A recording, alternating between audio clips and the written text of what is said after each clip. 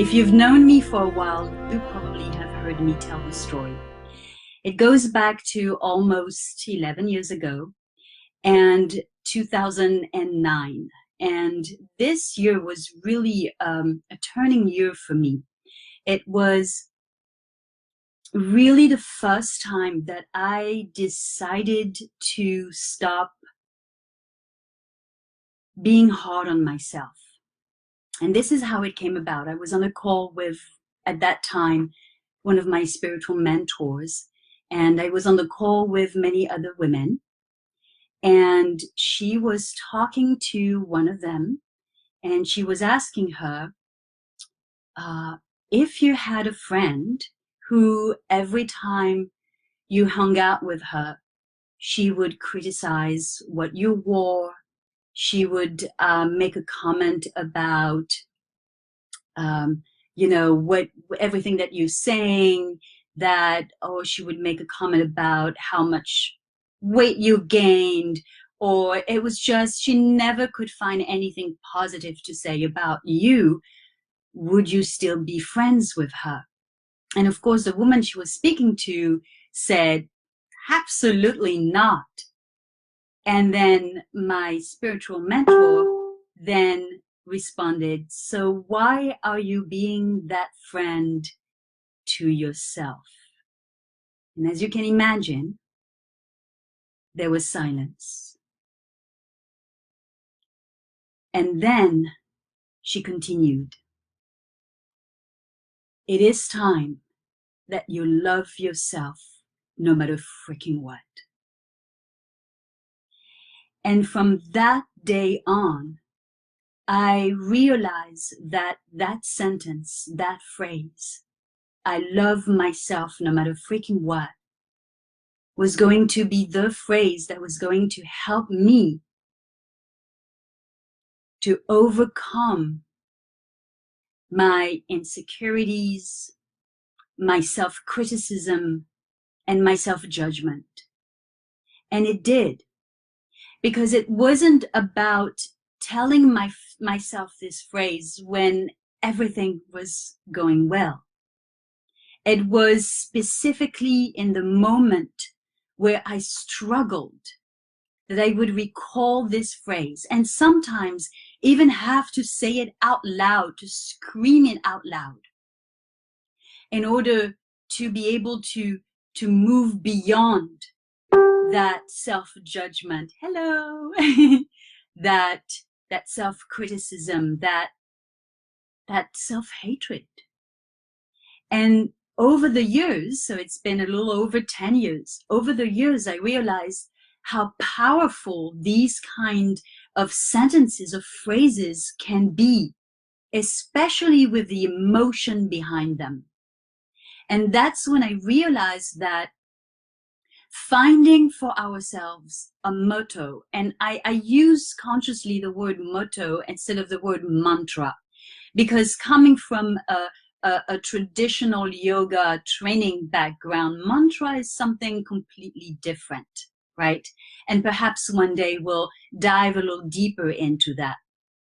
But coming with creating a phrase that would bring us at that would create within us an emotional breakthrough at the moment that we say it to ourselves is of the utmost importance, especially when we want to grow, where we want to live the highest vision that we have of ourselves.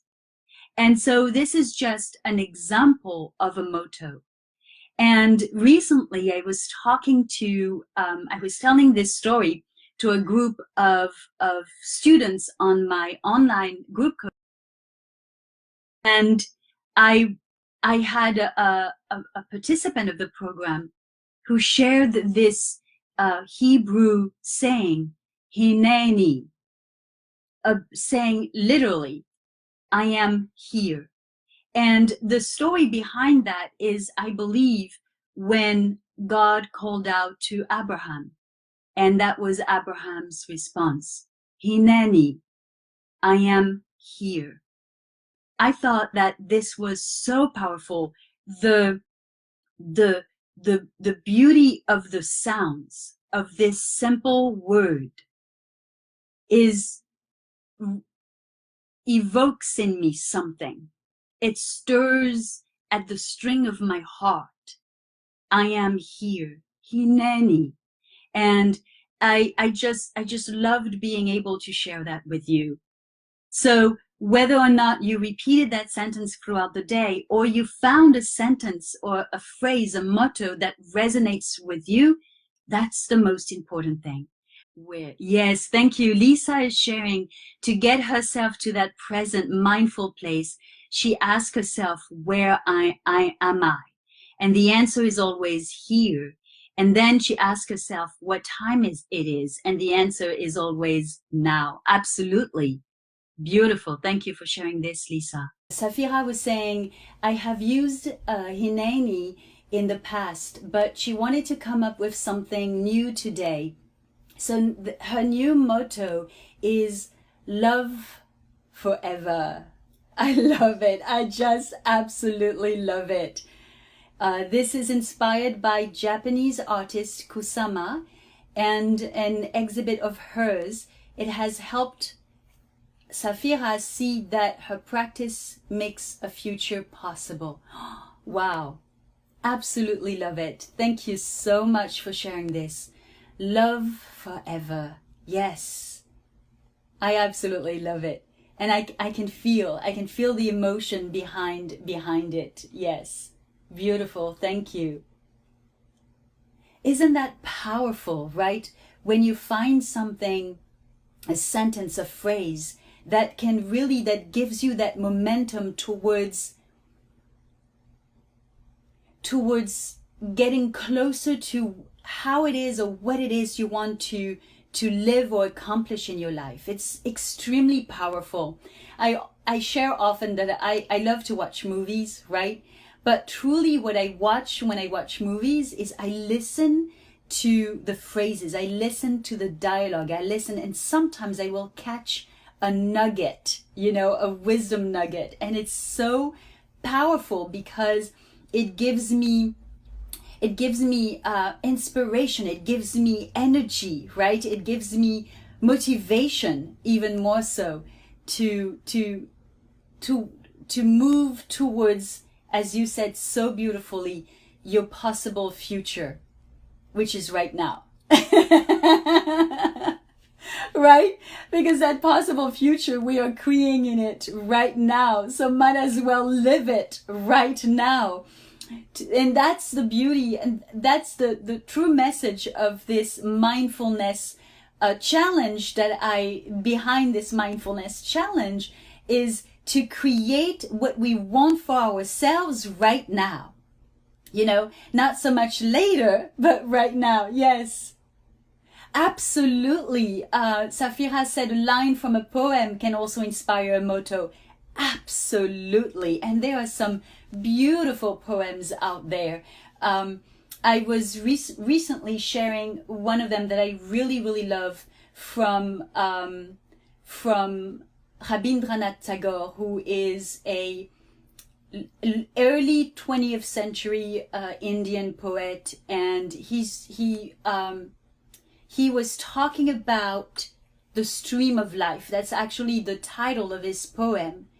And he was talking about this stream of life uniting him, connecting him with everything that is in this world, right? And it made me think a lot about the theory of the 5 elements in Ayurveda behind everything that is in this world that we're living and behind ourselves, because we are part of nature. And you are so right. Anything can become a motto as long as it stirs you to live and to be right now what it is that you wish to live and to be. Wonderful. Thank you so much for sharing this. I also really love languages that have a melody to them. And as you may know, I have studied many languages in my past life. And one of them I remember, as I was thinking about what to share in terms of a different motto, I remember of it's actually from, it's a Arabic saying, and it was always really, it sounds so beautiful. And when I tell you its meaning, you'll realize what I mean.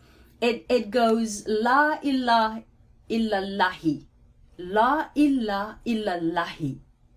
And what it means, literally, is there is nothing other than the divine. There are no other gods but the divine, right? And the reason why I've always remembered that sentence is because many times in our lives, we place importance in things that do not need to be important. Only what resonates with our hearts is important, right? And so when we place that importance on other things that do not need to be important, we make them gods, right? And so we need to remind ourselves, I needed to remind myself that which is important, that which is much more important in order to be able to let go of the little things. So also in different languages, and I think that's why attracted me to Hineni, is the fact that musicality in the words that I really appreciate in different languages. Mm-hmm.